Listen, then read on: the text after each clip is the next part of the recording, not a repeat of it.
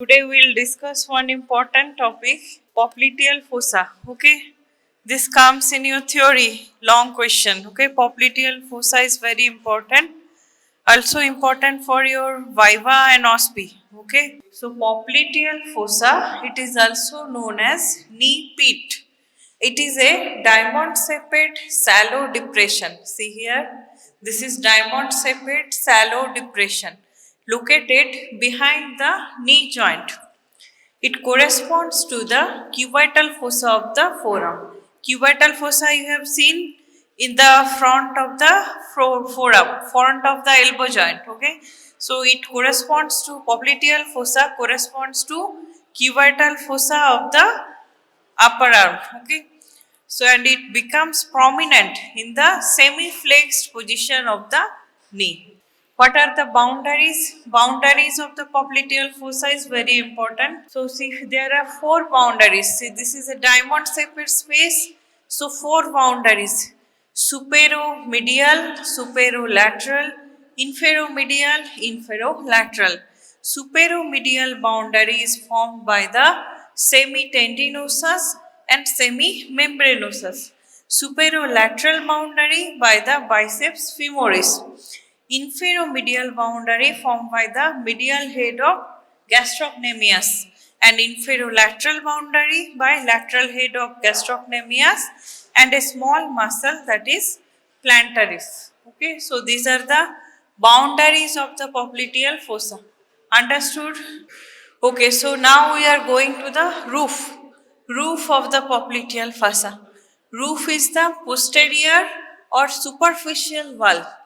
It is consist of skin, superficial fossa, and within the superficial fossa, you will get these structures. First is small saphenous vein. This bluish one, you can see this is small saphenous vein. Okay, it is going to drain into the popliteal vein.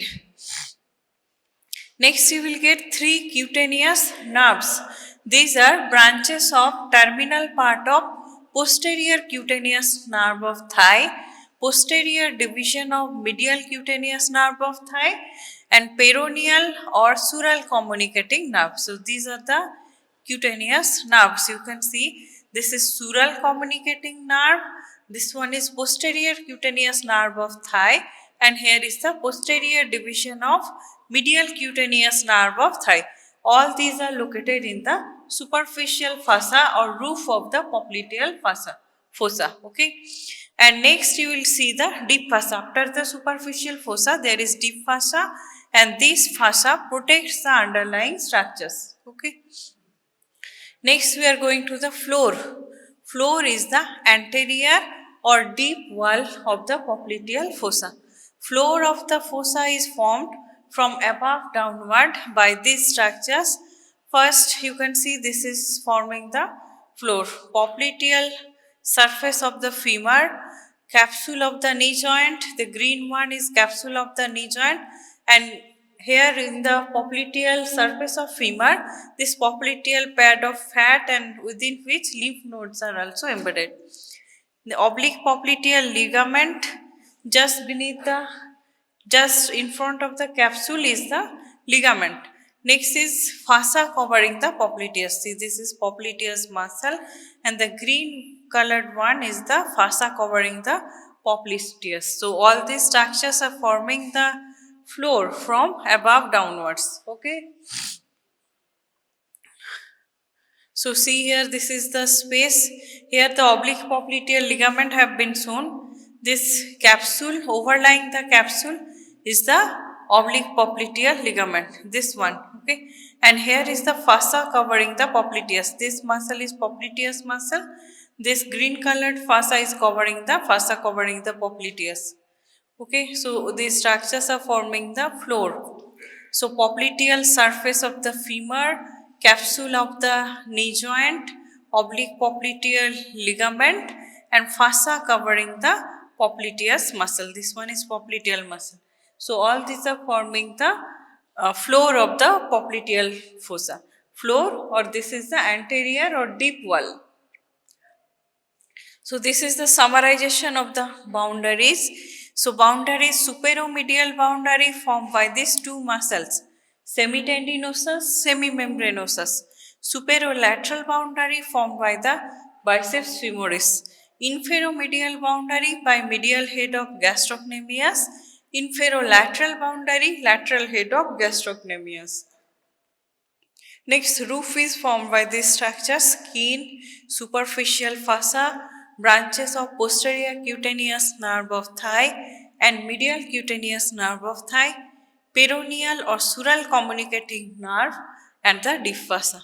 So, skin, superficial fossa, within which all these structures are embedded, and the deep fossa together forming the roof of the popliteal fossa. And you also practice a schematic diagram for the popliteal fossa. It comes in your long question. Next is the floor is formed by popliteal surface of femur, capsule of the knee joint, oblique popliteal ligament, and the fossa covering popliteus muscle. Next we are going to the content. What is the content of the popliteal fossa? Why it is important? So first there are vessels. Vessels are artery and vein. Popliteal artery and its branches. The red one, this is popliteal artery, and it also giving branches. Next is popliteal vein. The blue colored one is the popliteal vein and its tributaries. Next there are nerves. Nerves are two nerves are there, two main nerves. First one is tibial nerve and its branches. This vertically lying nerve is the tibial nerve, and it is giving the branches on the lateral side. Next is common peroneal nerve. This one going towards the neck of fibula. This one is the common peroneal nerve. And near the superior angle of the popliteal fossa, the sciatic nerve is dividing to give these two branches, tibial nerve and the common peroneal nerve. Okay. And there are also lymph nodes. Lymph nodes are popliteal lymph nodes which are embedded in popliteal pad of fat. Next, other structures located here are the terminal part of posterior cutaneous nerve of thigh, descending genicular branch of obturator nerve, and terminal part of short saphenous vein. Okay, these structures are also content of this popliteal fossa. So these are the content. Vessels are popliteal artery, popliteal vein, nerves are tibial nerve, common peroneal nerve, other structures are lymph nodes and popliteal pad of fat. Okay. Next we are going to relations. Relations are very important. Okay. You have to see the popliteal fossa during your dissection class. Okay. And note the relations. So first you can see in the upper part, this artery is most medial artery, then vein is intermediate, and tibial nerve is lateral. Okay, and in the middle of the fossa, nerve is superficial, deep to it lies this vein, and deepermost is the artery. Okay, and in the lower part of the fossa, the position is changing. Nerve is medial, artery is most lateral, and vein is intermediate. Okay, so this is spiraling of the structures occurring here.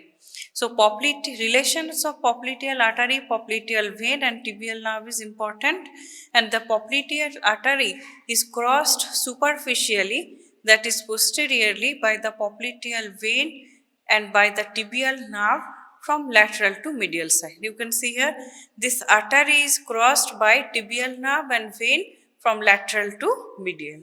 Okay. So in the upper part of popliteal fossa, medial to lateral is artery, vein and nerve. In the middle of the fossa, superficial to deep is the nerve, vein and artery, and the lower part of the fossa, medial to lateral, is nerve, vein and artery. Okay, and the common peroneal nerve runs obliquely from superior angle to the lateral angle along the medial border of the biceps femoris. Okay, this relation is also important. Next, we will discuss the important structures in details. First is popliteal artery. This is main artery located in the popliteal fossa. See, this one is the popliteal artery. Very frequently given OSPI question. Okay, popliteal artery. You will be asked the branches, beginning, termination All these can be asked in your OSPI question. So how it begins? It begins as continuation of the femoral artery and begins at the adductor hiatus, that is opening in the adductor magnus muscle, fifth adductor hiatus. Okay, here the femoral artery is becoming popliteal artery. And how it terminates? It divides into two terminal branches, anterior and posterior tibial arteries at the lower border of the popliteus muscle. Okay, so this is how it terminates. Here you can see, here it is the beginning. After piercing the adductor magnus, it is becoming popliteal artery lying over the popliteal surface of femur and other parts over the capsule of knee joint in the popliteal fossa. And here near the inferior angle, it is dividing into two branches, anterior and posterior tibial arteries. Okay, and these are the genicular arteries. These are together forming the genicular anastomosis. During the flexion of the knee joint, there will be kinking of this artery. So blood supply will be blocked due to kinking of the artery. So to continue the blood supply, there is another anastomosis. Okay, in between the superior and inferior genicular arteries, and they prevent the obstruction to the blood flow. So, what are the relations of the popliteal artery? Anterior or deep relation. The artery runs on the floor of the popliteal fossa. So, which is formed, floor is formed by these structures you have already seen. So, these structures are forming anterior relations. Popliteal surface of femur, back of knee joint, fossa covering the popliteus muscle. Next is posterior or superficial relation. These are skin, superficial fossa, popliteal fossa, and popliteal vein and tibial nerve. And it crosses the middle part of the artery. Okay. Next, medial relation is semimembranosus in the upper part, tibial nerve, popliteal vein, medial head of gastrocnemius in the lower part.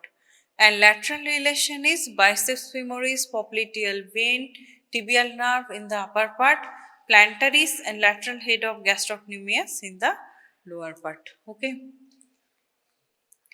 Next are the branches. Branches are very important. There are some cutaneous branches, muscular branches supplying the muscles lying in the popliteal fossa, and 5 genicular or articular branches.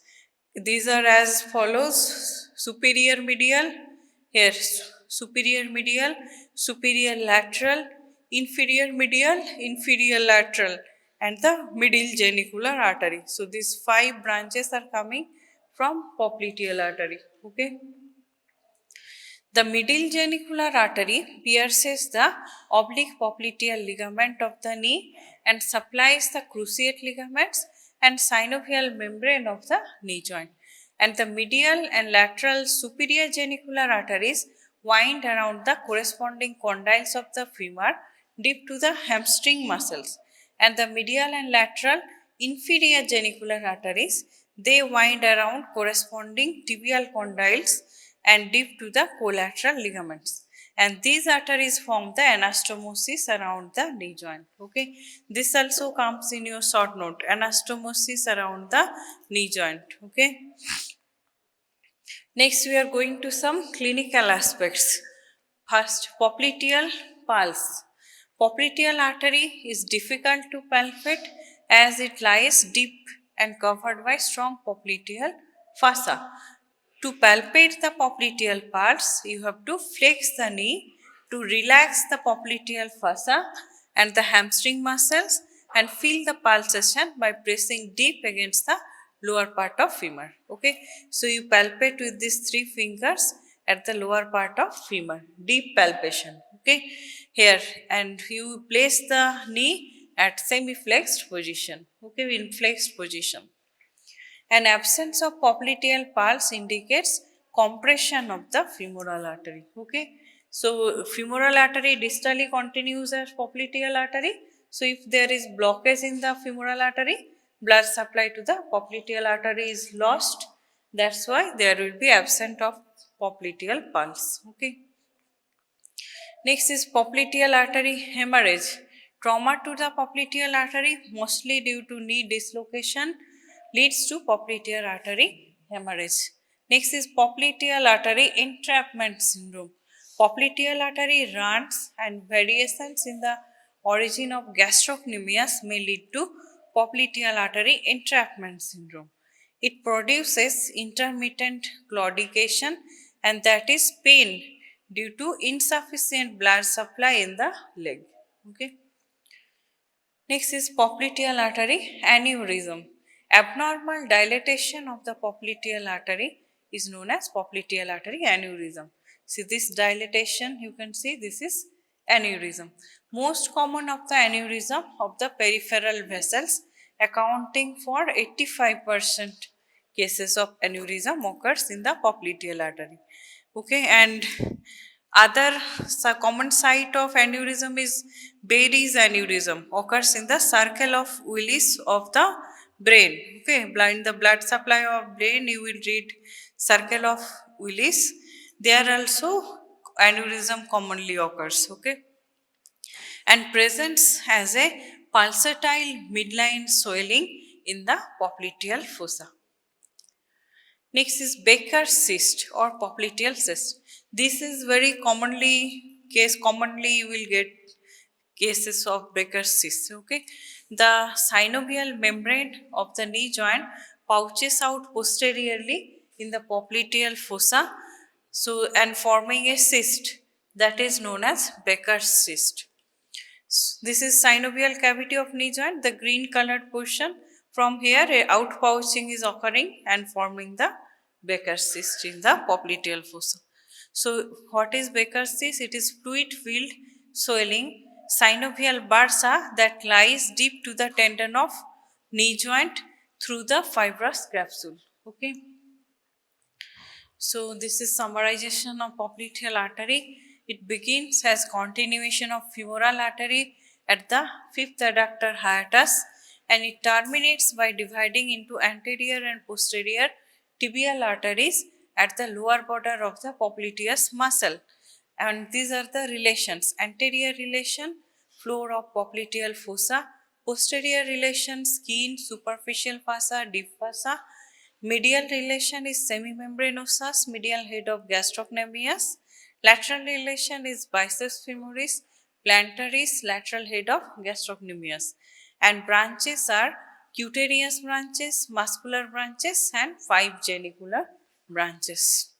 And popliteal vein and tibial nerve cross superficially the popliteal artery from lateral to medial side. You have seen in the previous picture, and these are the clinical aspects: popliteal pulse, popliteal artery hemorrhage, popliteal artery entrapment syndrome, and aneurysm.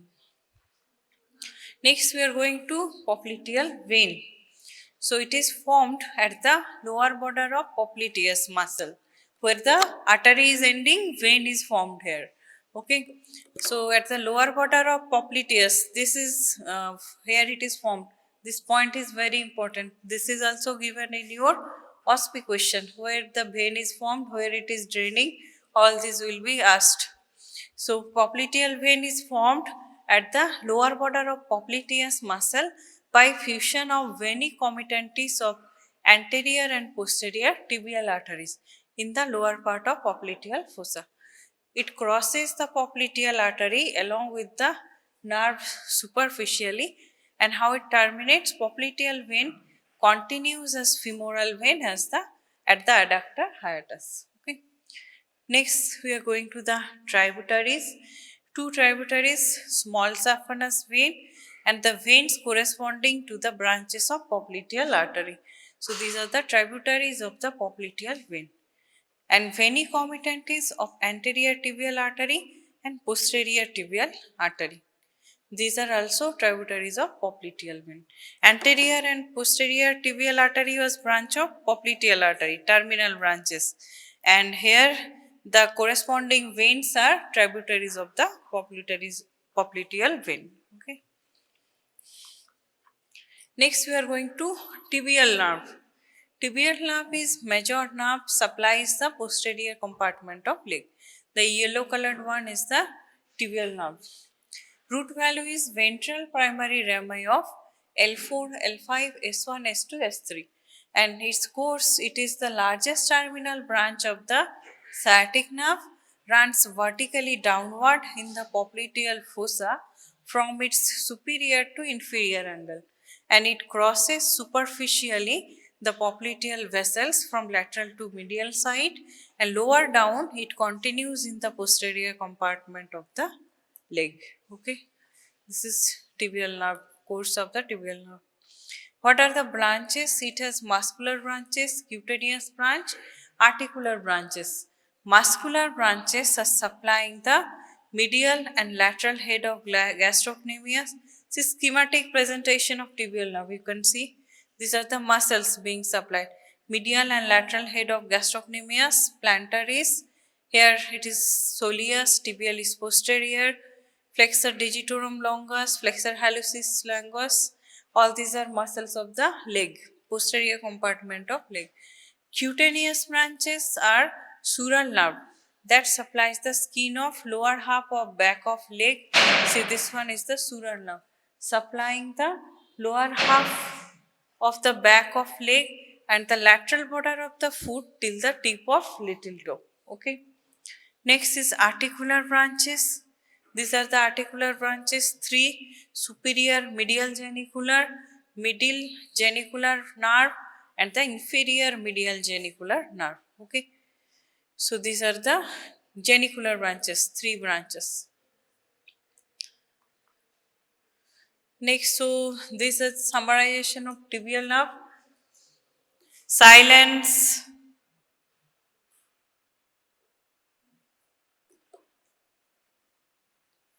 So it is the largest terminal branch of sciatic nerve.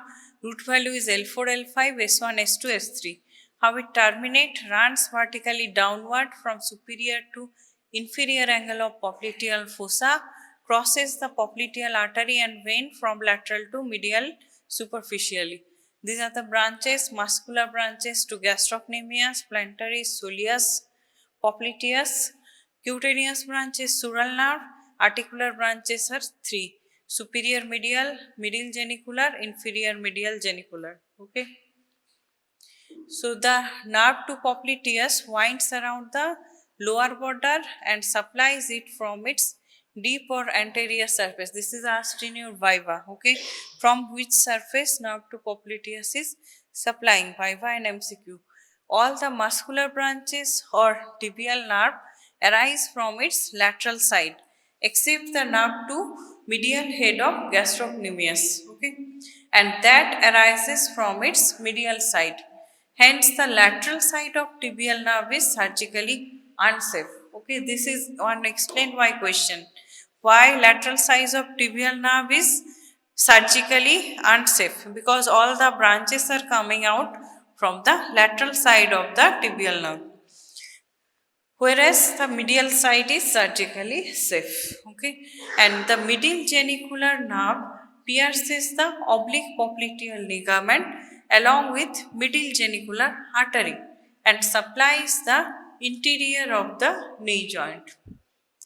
And the sural nerve leaves the popliteal fossa by piercing the deep fossa at the inferior angle of the popliteal fossa, and it supplies the skin of the lower half of back of leg at the lateral border of foot till the little toe. Next is common peroneal nerve. Common peroneal nerve, this one is schematic presentation of common peroneal nerve supplying short head of biceps femoris, and these are the genicular branches: superior lateral, lateral cutaneous nerve of calf, inferior lateral genicular, and it is dividing into superficial and deep peroneal nerve near the neck of the fibula, and this is on another nerve coming out, sural communicating nerve. This is also cutaneous nerve. So common peroneal nerve is molar terminal branch of the sciatic nerve, and its root value is dorsal divisions of ventral rami of L4, L5, S1, S2. What is the course? It begins at the superior angle of the popliteal fossa, undercover of long head of biceps femoris and runs downward and laterally along the medial border of biceps femoris towards the lateral angle of popliteal fossa. And it winds around the neck of fibula, pierces the peroneus longus muscle, finally divides into superficial and deep peroneal nerves. Okay. So these are the branches of the peroneal nerve. Cutaneous branches. This is one cutaneous sural communicating.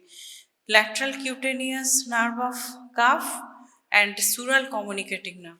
And articular branches are three: superior lateral genicular nerve, inferior lateral genicular nerve, and recurrent genicular nerve. Okay, so these are the genicular branches. So common peroneal nerve does not give any muscular branch in the popliteal fossa. Lateral cutaneous nerve of calf, also known as lateral sural nerve, supplies the skin on the upper part of lateral side of leg. And sural communicating nerve arises opposite to the head of the fibula and crosses superficially the lateral head of gastrocnemius to join the sural nerve. And superior and inferior lateral genicular nerves accompany the arteries of the same name. And the recurrent genicular nerve arises just before the division of common peroneal nerve and it ascends anterior to the knee joint to supply the tibialis anterior muscle and the knee joint. Okay. So this is summarization of common peroneal nerve. Beginning, it is the terminal branch of sciatic nerve, that is root value L4, L5, S1, S2. This is the course runs from superior to lateral angle of popliteal fossa, deep to the biceps femoris, winds around the neck of the fibula. And these are the branches: cutaneous branches, lateral cutaneous nerve of calf, sural communicating nerve. Articular branches are superior lateral, inferior lateral, and recurrent genicular nerve. And two terminal branches at the neck of the fibula, superficial and deep peroneal nerves. Okay. So next content is popliteal lymph nodes. These are 6 to 7 in number, lie embedded in the popliteal pad of fat and located at these locations. One node at the junction of short saphenous vein with the popliteal vein. Few nodes lie deep to the popliteal artery and few nodes lie on both sides of the popliteal artery. So lymph nodes are lying mainly around the artery. Okay.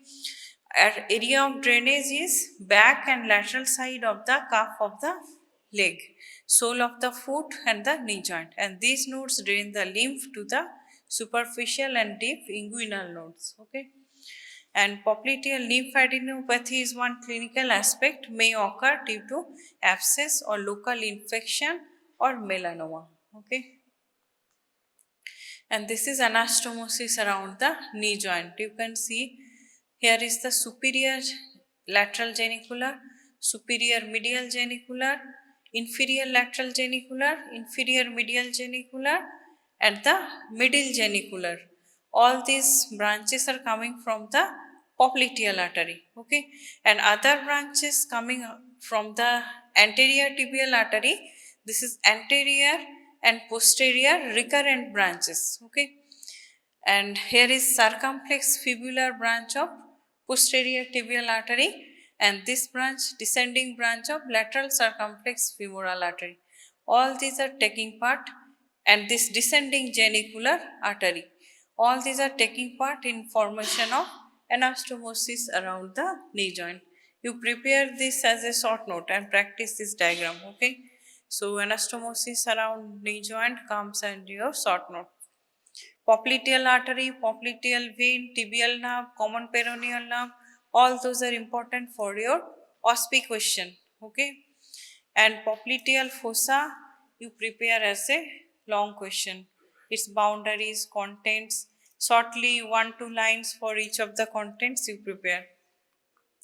So anastomosis around the knee joint, arteries contributing are genicular branches, descending genicular branch of femoral artery. This one, last branch of femoral artery, descending genicular branch.